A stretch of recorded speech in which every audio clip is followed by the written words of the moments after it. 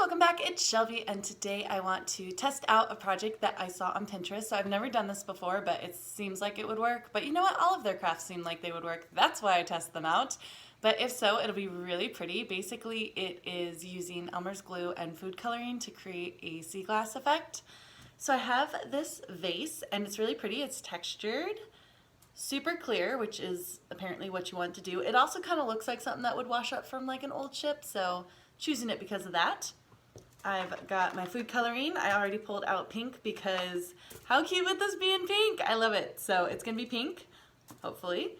And then my Elmer's glue, because, you know, everybody needs a gallon of Elmer's glue in their life, but that is basically everything I need other than like a cup and a brush. But I'll link it down below if you want to twin projects, provided this works out, along with my socials.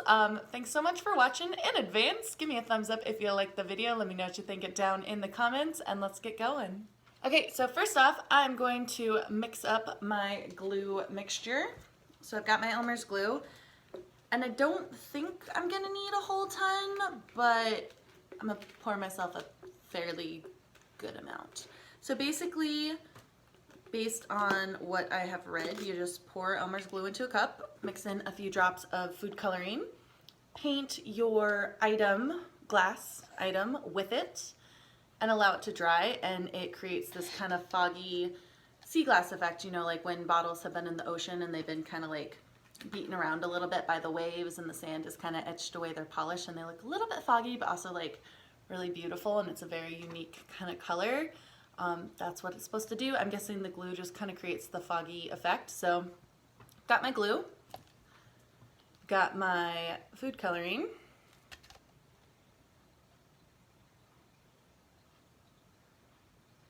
I don't know how much I need at all. I have nothing to start with. 1 second. Coffee stir stick to the rescue. So I'm just going to whip this up a little bit, and it officially looks like cough syrup. You see that? That is hot pink. That is not at all what I was thinking. And that almost looks toxic. I mean, it's non-toxic glue. I was going to say it's glue. It is toxic. It's Elmer's. That's why we trust it in school. Look at that. That is crazy pink. I love it. Okay. There we go. So this should be a pretty fast project. Put that down right there. Okay, so I moved the camera back so you can see it. I have this stand that I wrapped in saran wrap just to protect it, because even though I'm pretty sure all of this would be undone with washing because Elmer's glue is water soluble, I'm not gonna risk it. I've got my vase that you can totally see, perfect. Glue, brush. We're just gonna go for it. We're just gonna go right into it. So, here we go.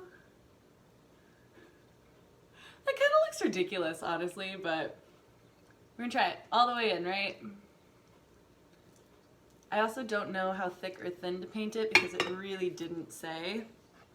But this is kind of really fun. Like, painting with glue is a singular experience because it's just like so gloopy. It's like painting with slime. It's amazing. I love it.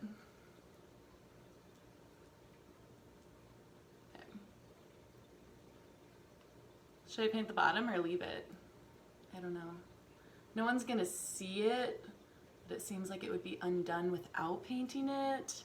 But then I don't have a way to set it down. So many decisions. We'll leave it for now. If it bugs me later, I'll go back in. I don't know why it would bug me. It's the bottom. No one's gonna see it, but here we go. So the paint is kind of catching in between all these divots. Maybe I should have chosen a smooth vase, because making sure I get in between all the little pineapple looking things is kind of challenging. You can see it's like collecting there. It's like thicker pink. Don't really want that. Oh, I can brush on the diagonal actually and it catches more of them. Brilliant. Okay, there we go. In case you can't tell, I am totally making this up as I go. The instructions were literally just like, mix the glue with the food coloring and paint it on and let it dry. Like, there was not a whole lot of technique in there. So that just means we get to do whatever we want, and technically we're correct. I like crafts like that. we go, making sure there's no bubbles, no bits of clear glass left over, because that's the big thing. And then trying to wipe away too much of the excess. Ooh, missed a spot. I don't even care that I'm saying it about myself. There's just something incredibly satisfying about seeing someone paint, even if it's yourself, and saying, oh, you missed a spot. It's just like the petty vindictive side coming out. I love it. Plus it's something that like you always see in movies, but you never actually get to say to someone in real life. Not seriously anyway, so. Because even if they did miss a spot, if they're trying really hard, then like you can't just like be a jerk and be like, missed a spot. So anyway, I think we're basically done. I just need to get the top. So it's gonna sit there and paint the top. Here we go, a little bit more. I've actually used about half of the glue I prepared.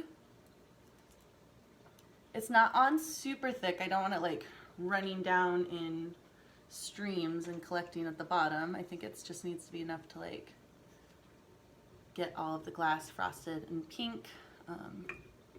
There are some bubbles on it. I don't know if that matters, but I can't really seem to get them all off. So I think just the fact that there's no clear parts of the glass is gonna be good. It's pink, it's very pink. I'm almost done with my glue. And yeah, I think at this point I'm just going to leave it alone and let it dry. Elmer's glue dries fairly quickly, but I'm gonna leave it for like an hour or two and see what happens. So it's been about half an hour. The glue is collecting in between the little diamonds on the vase to make that part thicker. Up at the top, I thought it had like completely run down, but now I'm thinking that's just the part that's dry. So yeah, we will see how it ends up. All right, so I ended up letting my vase dry overnight, and here's what we turned out with. It's actually super cute, and even though pink is probably not the right color to choose for like sea glass or making it look like it's been in the ocean for a long time, the effect kind of does. Like it's muted, it's not nearly as bright as I thought it was gonna be. You can see the bubbles in, maybe you can't, but I'll try to zoom in after. There's some bubbles in the glue, but like honestly that kind of adds to it because like you know how the sand wears away the glass and that's what makes it foggy? The bubbles actually kind of look legit. So this actually turned out really cool. It's nice and smooth to touch and it's not coming off on my hands. I was worried because it's food coloring and not paint. I don't know what happens when you get it wet. I might try that, but I don't really want to ruin the finish. Elmer's glue is water soluble, so I'm assuming it's going to ruin that. Here's a spot with a lot of bubbles. Maybe you can see that. I'll try and zoom in on that after, or right now. But yeah, I'll zoom in on that after. But basically, yeah, I mean, this actually totally works, which is great because it's from Pinterest. And as you guys know, those don't always turn out super well. So this is super cute. I can't wait to try this with some other colors, mainly blue, because I love the way blue looks when it's like a bottle or the little bits of like glass that wash up on the beach that are blue. They're always like really uniquely beautiful compared to all the other colors. Mainly you just see a lot of brown, a lot of green. I do like green. I didn't have any green in my food coloring kit or else I would have tried it. But yeah, if you want to make like a sea glass looking vase, Elmer's glue and food coloring, let it dry overnight, totally works. Thanks so much for watching and figuring this out with me. If you liked the video, let me know by hitting that thumbs up. Let me know what you think down in the comments.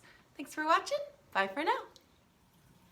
So here's the close-up of the bubbles I was talking about. You can see just in the finish, it kind of collects the color as well. It's a bit more vibrant on camera than it is in real life. It's not that red-orange in real life. It's just a more vibrant pink. You can see kind of the texture that the bubbles give it. It's pretty cool looking, honestly. Like, it turned out pretty well. I am very happy with it. But that is kind of a close-up of the finished effect that you get with this.